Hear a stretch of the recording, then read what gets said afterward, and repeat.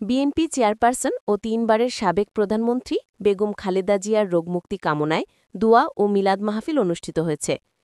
নারায়ণগঞ্জ জেলার ফতুল্লা থানার কুতুবপুর ইউনিয়নে বিএনপির সভাপতি আলহাজ মোহাম্মদ বিল্লাল হোসেনের বাসভবনে এ দোয়া মাহফিলের আয়োজন করা হয়।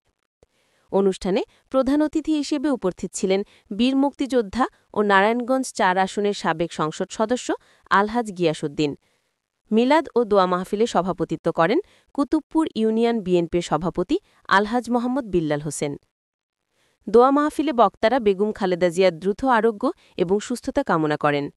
দোয়া ও মুনাজাতের মধ্য দিয়ে অনুষ্ঠানের সমাপ্তি হয়। সম্মানিত প্রধান অতিথি, নারায়ণগঞ্জ জেলার গণমানুষের নেতা, সাবেক সংসদ সদস্য বীর মুক্তিযোদ্ধা আলহাজ মোহাম্মদ গিয়াসউদ্দিন ভাই, উপস্থিত ফতুল্লা থানা বিএনপির সিনিয়র সহসভাপতি সুলতান মাহমুদ মোল্লা, উপস্থিত আমার সহকর্মীরা, এমন একটি সময় আপনাদের নিয়ে বসছি, আমাদের কারো মন ভালো না। ভালো শুধু আমাদের না, সারা বাংলাদেশের সকল মুমিন মুসলমান এবং আলেম ওলামাদের চোখের পানি পড়ছে। আমাদের পশ্চিমপাড়া জামে মসজিদের ইমাম সাহেব এখানে উপস্থিত। উনি গতকালকে মসজিদে দোয়ার আয়োজন করছে, দোয়া পড়াইছে। এভাবে সারা বাংলাদেশে যত মসজিদ আছে, দেশ নেত্রী বেগম খালেদা জিয়ার জন্য দোয়া হচ্ছে।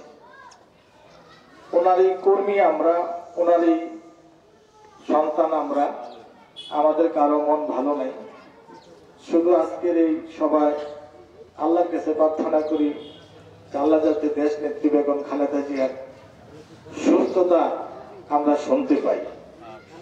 আল্লাহ পাক রব্বুল আলামিন উনি দয়া করলে, ইচ্ছা করলে আমাদের নেত্রীকে আবার পুনরায় যে অসুস্থ আছে আল্লাহ পরিপূর্ণ সুস্থতা দান করতে পারে। এখনো যে আল্লাহ রাখছে ওনাকে 18 কোটি মানুষের দোয়া এবং ভালোবাসায় উনি আছে। এমন নেত্রী পৃথিবীর কোথাও নাই।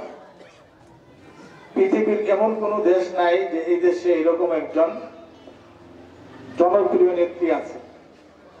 যদি পৃথিবীর কোথাও খুঁজে পাওয়া যায় তাহলে হয় আমাদের বাংলাদেশের দেশ নেত্রী বেগম খালেদা জিয়া। ওনার সুস্বাস্থ্যের জন্য আমরা এখানে বসছি। তারপরও আমি দুই একটি কথা আপনাদেরকে বলি। আজকে যে প্রধান অতিথি আমাদের সাথে উপস্থিত আছেন, উনি যখন 5 বছর এমপি ছিলেন, দেশ নেত্রী বেগম খালেদা জিয়ার অত্যন্ত কাছাকাছি উনি ছিলেন।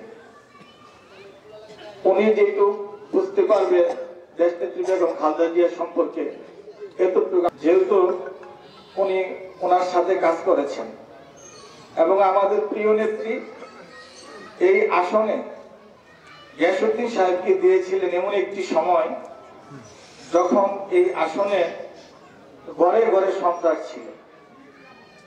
নেত্রী আমাদের কোনো চাওয়া পাওয়া থেকে দেয়নি। উনি নিজে আলহাজ মোহাম্মদ গিয়াসউদ্দিন সাহেবকে অন্য একটি দলের থেকে খুঁজে এনে 15 দিনের ব্যবধানে ওনাকে মনোনয়ন দিয়েছে। সেটা বাংলাদেশে আর কাউকে আর কোন দলের থেকে এটা দেয় নাই। দেওয়ার পরে আমাদের নারায়ণগঞ্জে 5 বছর শান্তিপূর্ণ ভাবে আমাদের নারায়ণগঞ্জ শান্তিপূর্ণ ভাবে চলছে। আমাদের নেত্রী, প্রিয় নেত্রীর কাছে আমরা ঋণী, কৃতজ্ঞ যে যদি আল্লাহ পাক রব্বুল আলামিন নেত্রীকে সুস্থতা দান করে আগামীতেও আমরা আমাদের এই নেতা আলহাজ মোহাম্মদ গিয়াসউদ্দিন সাহেবের হাতে আমরা ধানের শীষ পাবো, এটা আমরা আশা করতে পারি। যদি আল্লাহ ওনাকে সুস্থতা দান করে তাহলে আমরা ওনার হাতে আমরা আবার ধানের শীষ পাবো। আবার আমরা 5 বছরের জন্য নারায়ণগঞ্জ নিরাপদ থাকবে। আর যদি ওনার হাতে ধানের শীষ না থাকে তাহলে নারায়ণগঞ্জের ভবিষ্যৎ কি হবে এটা আমরা আপনারা ভালোই জানি। কারণ নারায়ণগঞ্জ হচ্ছে একটি সন্ত্রাসের রাজত্ব, সন্ত্রাসের এরিয়া। এই এরিয়া থেকে এমপি নির্বাচিত হয়েছে একজন মুক্তিযোদ্ধা, কমান্ডার সিরাজুল ইসলাম সাহেব ছিল 91-এ, 2001-এ তো গ্যাস ভাই ছিল একজন মুক্তিযোদ্ধা। এই আসনে মুক্তিযোদ্ধা দিলেই এই আসন আমরা ফিরে পাবো। অন্য কারো হাতে যদি এই আসন দেওয়া হয় তাহলে আমরা এটা ফিরে পাবো না, এটাও আমরা জানি।